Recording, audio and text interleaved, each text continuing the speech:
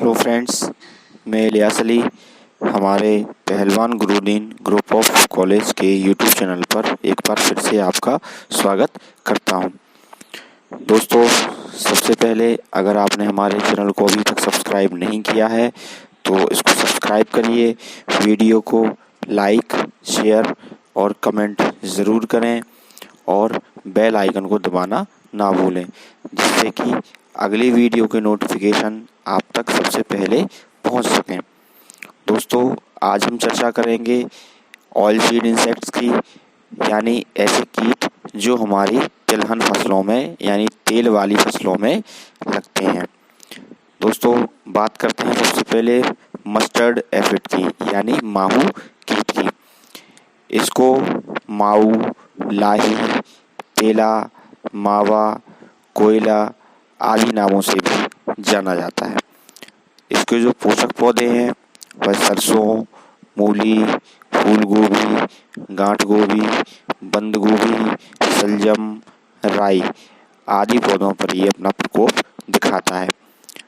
बात करते हैं इसके वितरण की, इसके डिस्ट्रीब्यूशन की, तो भारतवर्ष में लगभग सभी प्रांतों में, मुख्यतः उत्तर प्रदेश, मध्य प्रदेश, पंजाब, महाराष्ट्र, बिहार, गुजरात, मैसूर तथा राजस्थान में आदि ये पाया जाता है। इसके बाद बात करते हैं इसके क्षति एवं महत्व की, तो उत्तर प्रदेश में सर्वेक्षण से ये पता लगाया गया है कि यह माह नवंबर के अंतिम सप्ताह या दिसंबर के प्रथम सप्ताह में दिखाई देने लगता है तथा फरवरी में इनकी संख्या अधिक हो जाती है। इस कीट के शिशु तथा प्रौढ़ दोनों ही हानि पहुंचाते हैं। दोनों के चुभाने एवं चूसने वाले मुखांग होते हैं। ये कीट पौधों की जड़ों को छोड़कर शेष सभी भागों का रस चूसते हैं तथा पौधों पर स्थायी रूप से सबों के रूप में चिपक जाते हैं। इनका सबसे अधिक प्रकोप तने के मुलायम भागों पर, फलियों पर होता है। इनके प्रकोप से पौधों की वृद्धि रुक जाती है, पौधे पीले पड़कर सूखने लगते हैं तथा इनमें कम शाखाएं लगती हैं। ये कीट अपने शरीर से मधुस्राव भी निकालते हैं, जिसमें काले कवक का आक्रमण भी हो जाता है। फलस्वरूप पौधों पर जगह जगह काले धब्बे दिखाई देने लगते हैं। इस प्रकार से ग्रसित पौधों पर फलियां भी कम लगती हैं। इसके साथ तेल की मात्रा भी कम होती है। ये कीट जो मधुस्राव निकालते हैं वह मीठा होता है, जिसमें चींटियां और मधुमक्खियां उसे खाने के लिए आकर्षित होती हैं। फलस्वरूप माहू को खाने वाले अन्य कीट इसके पास नहीं आ पाते। इस प्रकार माहू को सुरक्षा मिलती है और इनकी संख्या में काफ़ी वृद्धि होती है। चींटियों तथा माहू के इस प्रकार से आपस में एक साथ रहने को कमंशैलिज्म यानी बाह्य सहयोग कहते हैं। यदि फसल देर से बोई गई है तथा छोटी है और इस कीट की संख्या काफ़ी बढ़ चुकी है तो ऐसी हालत में संपूर्ण फसल को नष्ट हो जाती है। लेकिन साधारण दशाओं में यदि दिसंबर जनवरी के महीने में बादल छाए रहें या हल्की फुहार पड़े तथा नमी युक्त हवाएं चलें तो इस कीट का प्रकोप बहुत अधिक बढ़ जाता है, क्योंकि ऐसा मौसम इसकी संतति वृद्धि के लिए अत्यधिक उपयोगी होता है। ऐसी दशाओं में फसल को 50% तक हानि हो जाती है। फरवरी के अंतिम सप्ताह में इनकी संख्या कम होने लगती है तथा मार्च के अंतिम सप्ताह तक नहीं के बराबर रह जाती है।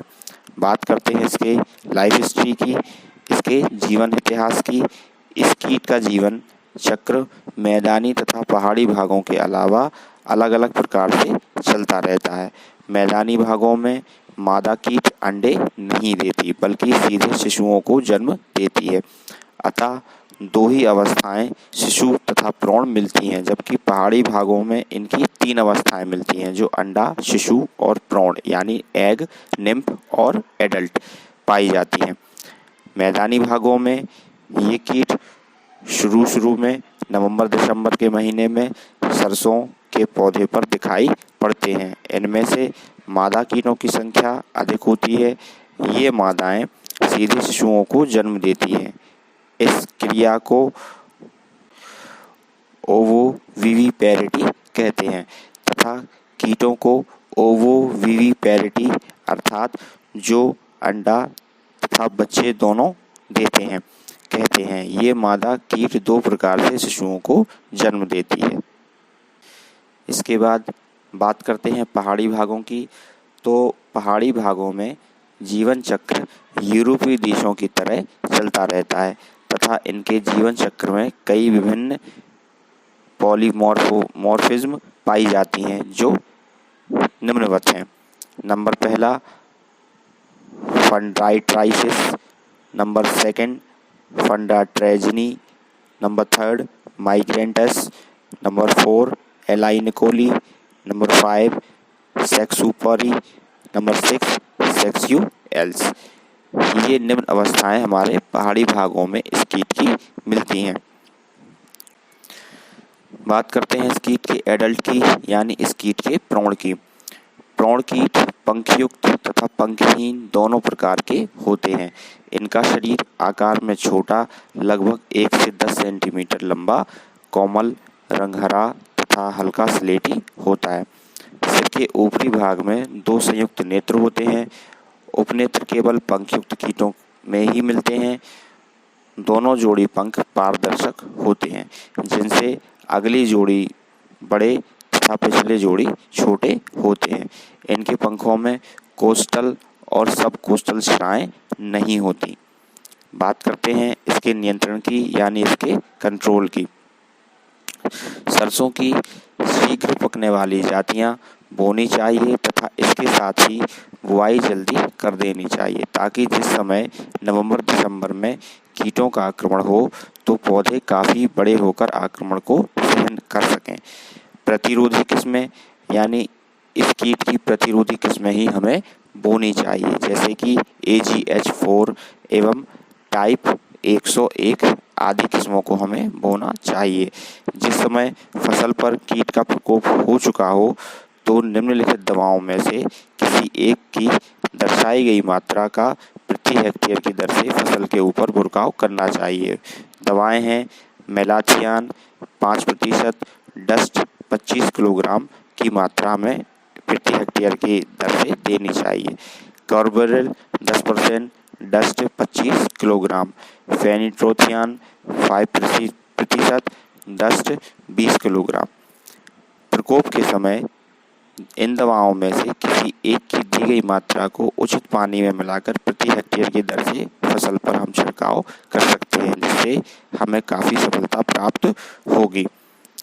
इसके कीट के जो प्राकृतिक शत्रु हैं वह lady bird beetle, Chrysopa, Syrphidae, maggot आदि कीटों को इसका प्राकृतिक शत्रु कहा गया है।